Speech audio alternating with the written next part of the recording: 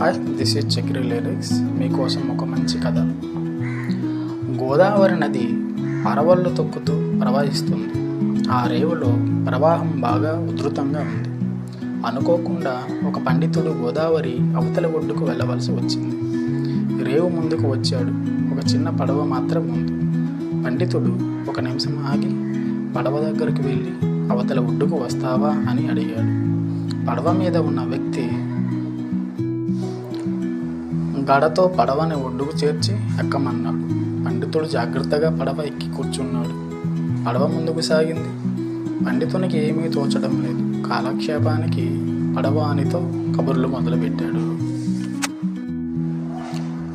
నీకు పెళ్ళి అయిందా? కాలేదయ్యా. నీకు వ్యాకరణము తెలుసా? తెలియదయ్యా. పోనీ తర్కము తెలుసా? తెలియదయ్యా. సంస్కృతం వచ్చా? రాదు. ఏమైనా చదువుకున్నావా? అని తల అడ్డంగా తిప్పాడు పడవవాడు. ఏమయ్యా, ఏదడిగినా రాదు, లేదు, కాదు అని సమాధానం చెప్తున్నావు. లాభం లేదు. ఇప్పటికి నీకు సగం జీవితం వృధా అయ్యింది అన్నాడు ధీమాగా పండితుడు. ఇంతలో పెద్ద గాలి మొదలైంది. నది అలలు ఎగిరెగిరి పడుతుంది. పడవ అటు ఇటు ఊగసాగింది. పండితుడు ప్రాణాలు బిగబట్టి ఉన్నాడు. పెద్ద వర్షం మొదలైంది. దాంతో గుండె ఆగినంత పనైంది. పడవవాడు ధైర్యంగా, ఏ భయము లేకుండా నిదానంగా పడవ నడుపుతున్నాడు.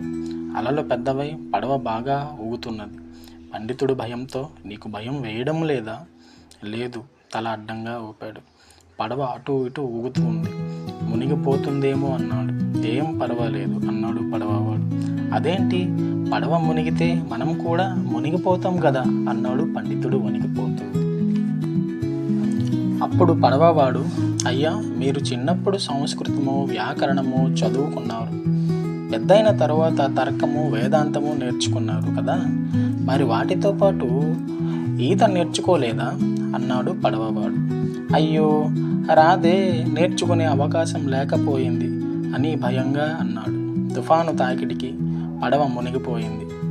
అయ్యా పండితోత్తమ, నాకు సగం జీవితం వృధా అయితే మీకు పూర్తి జీవితం వృధా అయింది అని ప్రవాహంలో ఈదుకుంటూ ఒడ్డుకు చేరే ప్రయత్నంలో ఉన్నాడు పడవవాడు.